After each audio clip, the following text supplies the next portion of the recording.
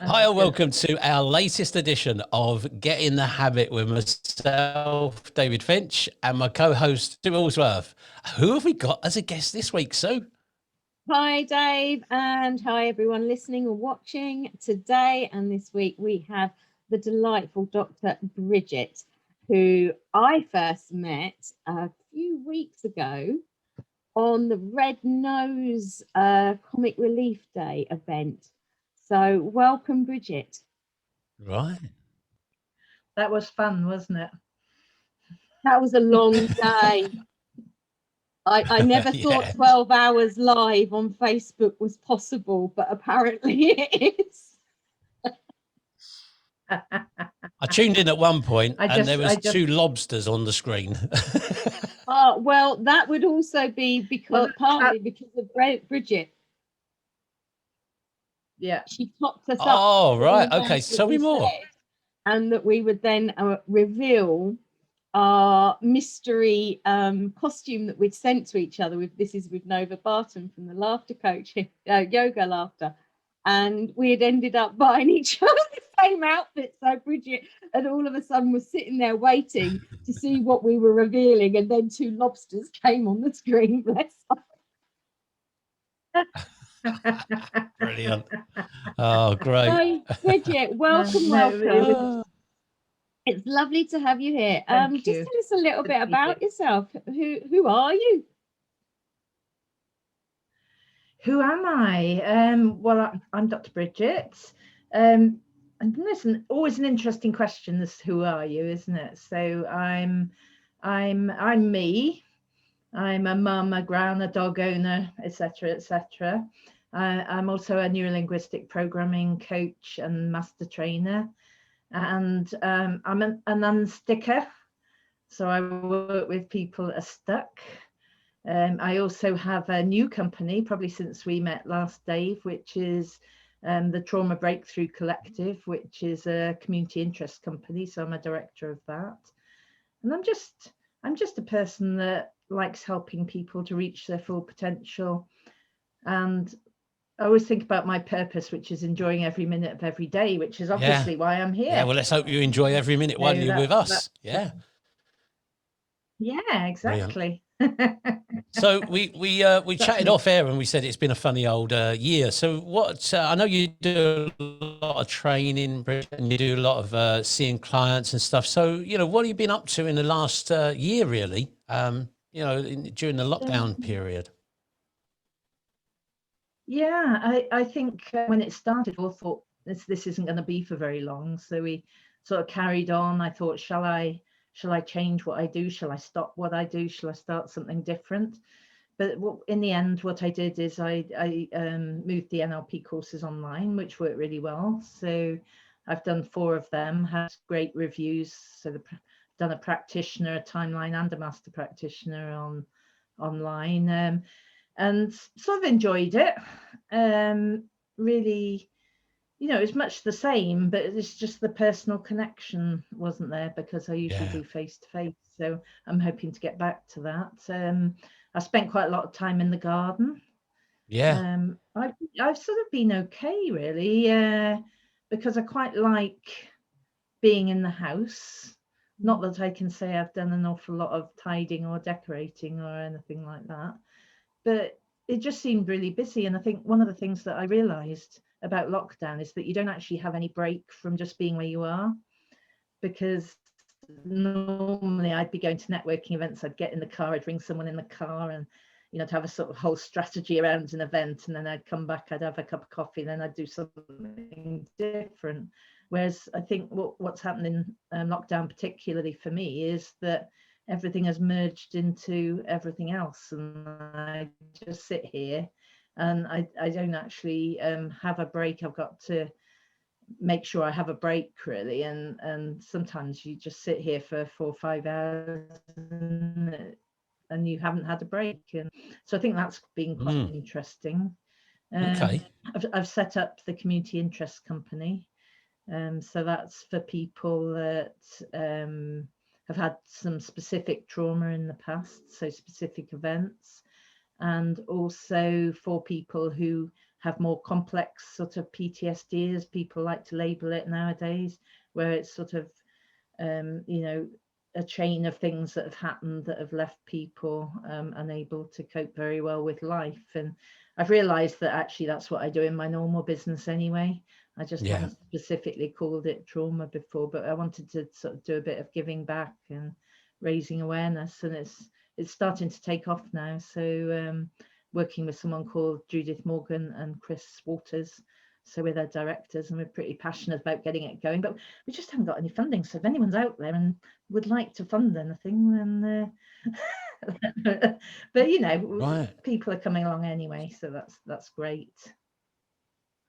So as a community interest, I've not heard a community interest business before. That label, I haven't heard that before. So tell me more about that. What does that actually mean? It's sort of a not-for-profit organisation. Right. So any assets that the company has are sort of locked. So if you stop the company, and the assets that you've got need to be given to another not-for-profit organisation.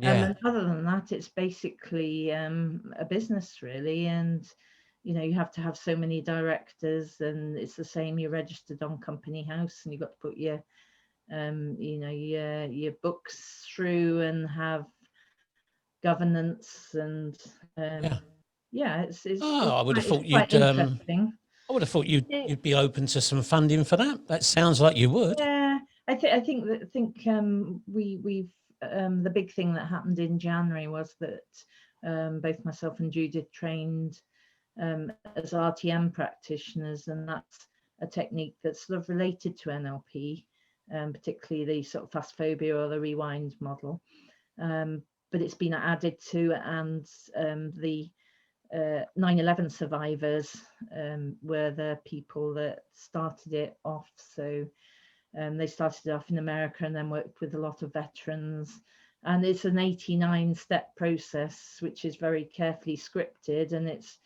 really all about changing how the memories are stored. So the memories are stored when you're having flashbacks and things. They're stored in an area of the brain that's not necessarily helpful. And what we do is to change where that memory is stored, just simply by changing submodalities of the memory, and it then just becomes a story that it's brilliant, and it's 100% effective. What we've been doing, but 90 to 95% in randomized controlled trials, and that's huge in comparison to CBT and EMDR and counselling. So we're quite excited, really. Yeah, so it sounds amazing. It sounds good. I mean, trauma is something, PTSD and the flashbacks, you know, things can happen in your past. Things have happened in my past, and I'm generally okay with it. But something can happen. You can watch something on TV. You can be in a certain, I don't know, lower maybe within yourself for whatever reason. Yeah. And it can re-trigger it again. Yeah. And I'm actually going through a bit of a phase of that myself, which is kind of jumped up and bit me on the bum a little bit, because I'm in theory all good with my past and what's happened and different things, but it's similar things like I will be open today. Now, Dr. Bridget, you generally wear a stethoscope around you. I know that you've become naked today just for me, so I thank you for that. But it triggered me. Now, it wouldn't. Generally things don't or haven't, but because something of recent and what have you, I've realised I'm like, hello, this is okay. This is old, new but old ground. Where's this coming from? Why am I just, you know? So, you know, you can work on these things, but it's once something's happened to you, you can't ever forget. That's the thing, can you? And you can put it in its place, and you can deal with it. And as I say, I can bring gratitude and forgiveness in for all of it. That's not the issue. It's just that cellular memory, isn't it? That however much you sort of move on, there's just got to be one word, one action, one scene on TV or something like that, and it just, for no conscious choice, takes you right back there, and you're like, what the hell's going on? And I think I think it'd be interesting to have a longer chat, because I think what's happening with the RTM is it doesn't do that. So once you've moved it, it doesn't come back. That which sounds is, good. Which is that's huge to me. You know, I've worked with people who've been in the forces, who've seen their friends and colleagues blown up and are hypervigilant and being triggered by things on telly, people who've had domestic violence and nearly died, and it must be very useful for the online frontline people that have gone through the trauma of seeing, you know, every day how many deaths and everything in the hospitals at the height of the pandemic and everything. Yeah. So it must, you know, those people have also been through their own trauma, emotional as well, and that, you know, you can't help your brain to process it, goes back to it, goes back to that scene, goes back to certain those things to try and sort of process it, but it then just helps you relive it as well, doesn't it?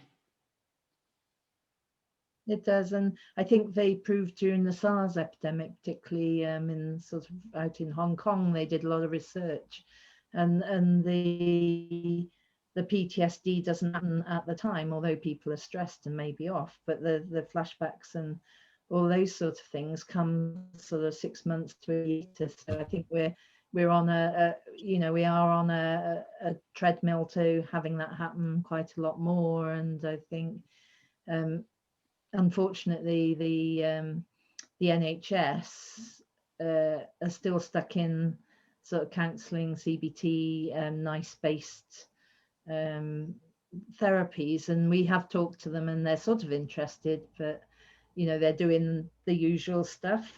And I just I'm happy to say, you know, having been a GP, which is not, I didn't say that before, so I've been a GP for 24 years and the medical director, and you know, the NHS can be quite stuck in it.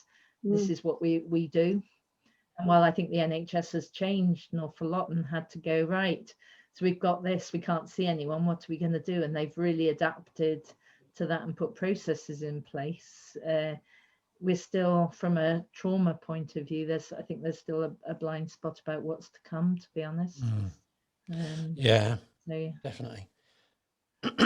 See, Bridget, you know how our podcast is called Get in the Habit. And we always like to talk to people about their habits or some advice for other people that they may have, you know, maybe, you know, some of your clients or some of the people that you may see through the trauma company that you've set up. So let's delve deeper into the life of Dr. Bridget and see, you know, how your habits, what are your good habits that you like to you know, do every day, perhaps, or maybe there's some of those have slipped occasionally, and then you go, oh, hang on, I better pull that back again. And you know, so tell us a little bit about you and your life and how the habits that you may have or you've had in the past and you've changed or whatever, really, something like that. Yeah.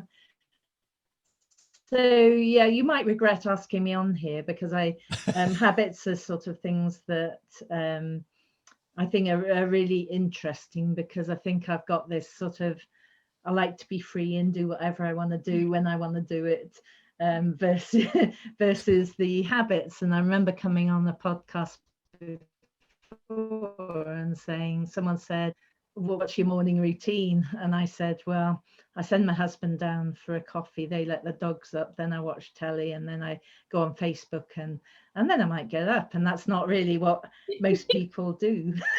I don't know. I think actually a lot of people do that, Bridget. I think that's the thing. I think a lot of people do, and but what they want to say is they want to have this. Oh, I get out of bed and I have a wash, and you know, and then I'll sort of meditate. I'll have a breakfast, and I'll have a really healthy breakfast, and you know, they'll go for a 10-mile run and all this nonsense. And really, they're sitting in bed watching, you know, morning TV on Facebook or something like this, you know. So I think that's actually a reality of quite a lot of people. So it's interesting for me as a sort of NLP trainer and an NLP person, because obviously, yeah, and you'll both know is that your habits are created in your unconscious mind, and there are triggers that cause you to do certain habits or not do certain habits, and You can hear your negative chatter going on as to whether you're doing them or not. So it's really interesting. And that I know that I think on a conscious level, aren't we talking about something like 63 days to change a habit now? Whereas I sort of, and probably you'd agree with me, Dave, is that you can actually change a habit in half an hour if you want to. Yeah. Well, So I actually, just need... Bridget, you may remember on one of our very first podcasts, I know you're an avid listener, so you know, on one of our first podcast, that we had a chat about that, exactly that. And I put out there that habits are formed when we like to do something. So if it's a habit that we like to do, Yeah. we quickly get into that habit. So if we enjoy, should we say, we enjoy that routine or whatever it is, like you enjoy the routine of sending your husband down, make a cup of tea, cup of coffee, bring it back to bed, and I'll just sit here. And if you enjoy that and you kind of, it feels good, that can become a habit very, very quickly. Like you say, within a half an hour, you think, I'll do this because I like it. And we don't form a habit of things that we don't enjoy. So if we didn't enjoy doing that, we go, oh, well, I don't do that. I won't do that again. And whether it's conscious or unconscious, we just don't do it. It doesn't become a habit. Yeah. Would you agree with that? Yes, I think that's right. I haven't thought about it in those terms before, but yeah, you do. I think the thing is that the unconscious mind's always got a positive intention for whatever we do, though, hasn't it? So in terms of, if you have a habit that you're doing that's not particularly useful and you don't really enjoy doing it, but you're still doing it, then you're going to get something out of that habit. Yeah. And there's always some sort of secondary gain or positive intention, even if it's up at a sort of higher level. And quite often that high level is incongruent with the thing that we're actually doing. And that's the fascinating bit. So our mind goes, I want to protect you. If I protect you, then you'll be free and then you'll be happy and you'll live the life you want. But the thing that you're actually doing to protect yourself isn't getting you the life that you actually want. So it's an incongruent thing. And once people realize that, it's really cool. So, and I'm sure that's where people change their habit. Like you say, if we think of some habits that over the years people have changed, the habit of smoking. I mean, there's much less people smoke now than ever did. And I don't know if it was a joke, but back in like the 50s and 60s, that doctors would actually say, "Oh, have a fag and just relax," and it was kind of like almost prescribed, if you like, Whether that's a joke or not, who knows? But it was, it was one of them things. It's like you could say that about wine. I'm not sure about. Yeah, exactly. And people now, they say, "Oh, I have a glass of wine a day." Now, I don't drink at all. I have no alcohol whatsoever. So when people say, "Oh, a glass of wine a day," it's like, well, I don't drink. So what, have I got to start drinking now then? Because that's going to do me good now, because a glass of wine a day is going to do you good. It's like, why? Why should I do that? I don't know. So I'm sure there's some habits that people have.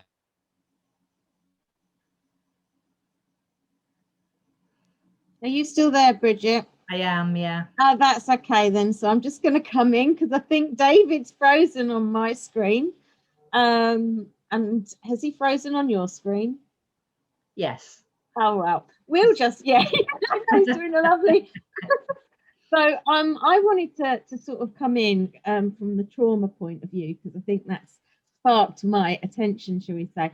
With regards to habits, if there is someone out there listening who knows that they have been through something traumatic, who are possibly having flashbacks, not maybe constantly, but all of the anxiety or seeing something and it triggers them and different things. Is there a habit or something that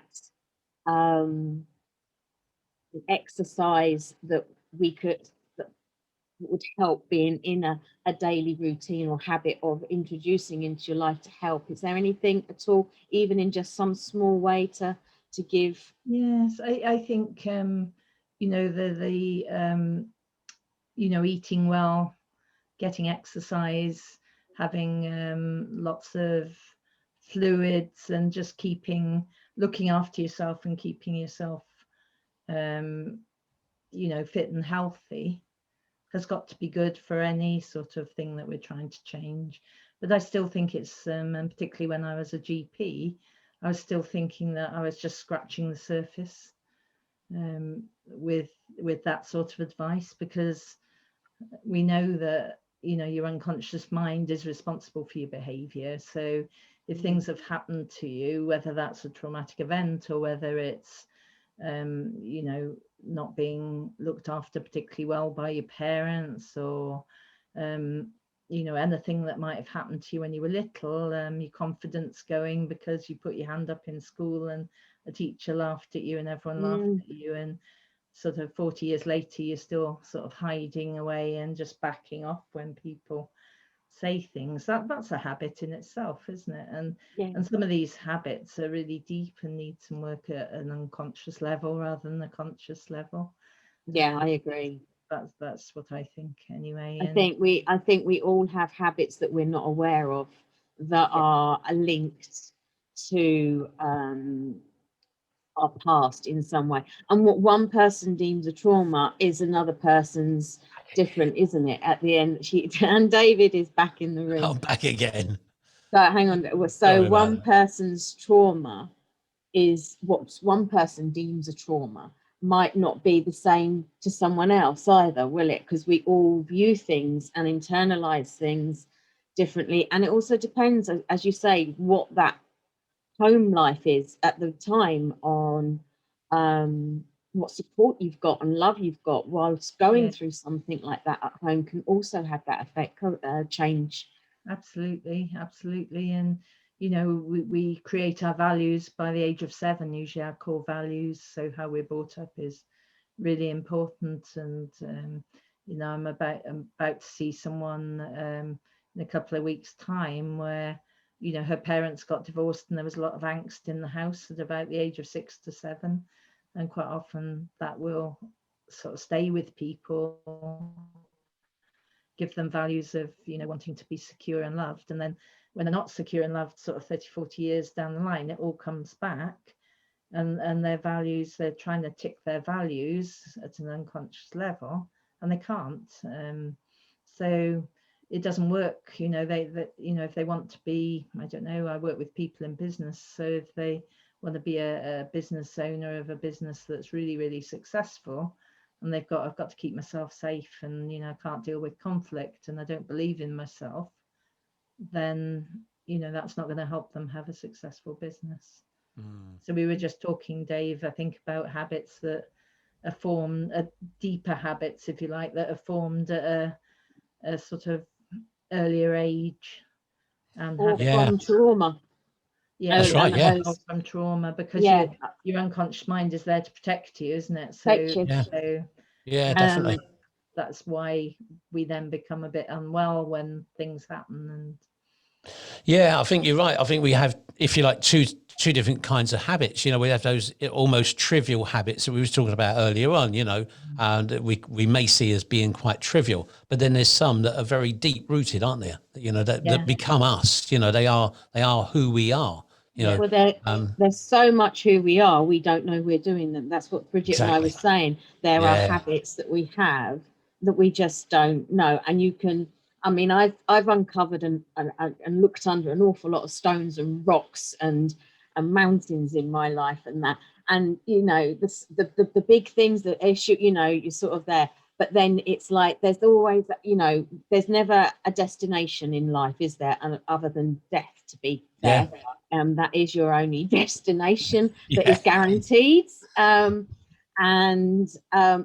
you know, the rest of it, I always love that onion layer analogy, because it is so poignant. You know, there is always another layer that you can delve into, explore. And I'm a curious soul, so if something does crop up in me, I'm kind of like, I'll sit with it for a little while just to sort of see where it is, what's happening, will it go? But then I'm like, okay, right, so what's this? What, instead of being fearful, which a lot of people would do, and I have been in the past, I'm kind of like, okay, so what are you? I recognize now when I'm sort of protecting myself, but that doesn't stop me from going, Okay, so what are you protecting me from? Where's this going? What's, that's Mm. all about personal development, though. That's how we grow and evolve, I think, isn't it? That And I think it's all about thinking, how else could you protect yourself? Because it's okay to protect yourself, but I think your unconscious mind's so stuck on the negative anchors from the past that it thinks, well, I've just got to avoid those. Whereas if you did put yourself out there and you got a lot of support, and that's also another way of protecting yourself, isn't it? But it's just about the unconscious conscious mind not being fully aligned. And it's so common, it's and so easy to sort out as well. So Bridget, let me ask you, have you got some top tips for our listeners and our viewers on YouTube and our listeners on the podcast? Have you got a couple of top tips, maybe, a top 3 tips or something like that that could help people move on in their lives? Or, like you mentioned trauma earlier on, is there like a top tip with that? Is there a top tip for daily habits? Anything like that you've got? I think it's really interesting to be self-aware. So if you know where you want to go and you're self-aware and perhaps you're journaling or something, then you'll notice when things come up that are stopping you from getting to where you want to get. And then I think a top tip then would be to go and see someone like one of us to unhook the negative stuff that's causing that issue with stopping you getting your goals. And then I think it's absolutely about taking the action once you've done that. And once you've tidied up your past, got rid of the trauma, then you can take the action that you really want to, and then move on with your life. So become self-aware, tidy up your past, and then take some action. And I think you're right there with the action. Big picture sort of. Yeah, definitely. The action is, I think, lets some people down, doesn't it? It lets a lot of people down. They kind of go, oh, I'm going to do this. I'm going to do this. Yeah. But when are you going to do it? Oh, I'll do it next week. I'll do it next week. I'll do it next month. And really take that action. They never really do it, not commit to it. I think sometimes that's the past getting in the way. Not always by any means. Sometimes you just got to do it. And there's that book, isn't there? I can't remember who wrote it. Kill the fear and do it anyway. Or the 5-second rule I quite like as well. There you go, 5, 4, 3, 2, 1, do it. Do it. 5, 4, 3, 2, 1, don't do it. I mean, action is, it's such an important thing, because as soon as you said the take action one, it took me back to my 20s when I would read all of the self-care books and everything and then sit there and go, but my life's not changed. They're not very good, are they? Because I took the action to read it, but I didn't then take the action. It's not like taking a pill. You don't just read a book, swallow it, digest it, and then it's all fixed. You've got to take that action. If the book's saying journal, do the journaling. If the book's saying meditate or mirror work or whatever it is, you've got to actually physically do it. Hence why that Get in the Habit podcast and the MBS Habit Studio has kind of come about, because I'm like you, Bridget. I like to have habits. I have daily habits, but they could change on a daily basis, because I'm like, what should I do today? Where am I feeling? I'm a little free spirit, and I struggle to do that every day at 7 o'clock or something like that, because I just might not feel like it. And I want to honor where I'm at in that present moment. But taking some form of action, affirmations and power truths, as I call them, they don't work unless you say them, and they then don't work if you don't repeat them, because we're having to sort of, as you say, reboot the brain, the subconscious, what has allowed that autopilot to be, hasn't it? Yeah, absolutely. I think from running a business, I think habits are really important, and I quite often run this, I call it my 15/16 strategy. So I'll do 15/16 of something and then just get up and not do the rest. So that's a really interesting habit. that seems a really weird thing to say. Hang on, just tell me more about that, Bridget, because that's just blown my mind. That is, you do 15/16 of something. That's what my brain's told me. So I'm sitting here, with paperwork from clients and potential clients, and running the business and things, and I'll get to a stage where I've got it all sorted out and I've got it all labeled and I know what I need to do, and then I'll get up and do something else. Yeah. So it's just interesting. Okay. So but is that I am you don't actually finalize? So just getting my head around that, right? This 15th, 16th thing, right? It's how crazy that is. Is it means that you prepare stuff and then you never really quite finish it, or you might finish it next week or whenever. So like we're talking here today, and I've been writing a few things down because I think they'd be useful for my sort of Facebook group and things. And I know they're there and I know they're on a piece of paper, and I'm quite excited by that. But something kicks in and I'll go, I'll just go and make myself a glass of squash. And then... and you never quite put them on Facebook. I actually really wanted to take the action. That's it. Yeah. You got to take your own advice there. Yeah. So you got to take the action. Yeah. They're like Sue saying, being open and honest. And I help a lot of people with their habits, and I haven't completely cracked my own yet. But mine's a what was that? Work in progress, as they say. It takes, and I always say to people, you've got to.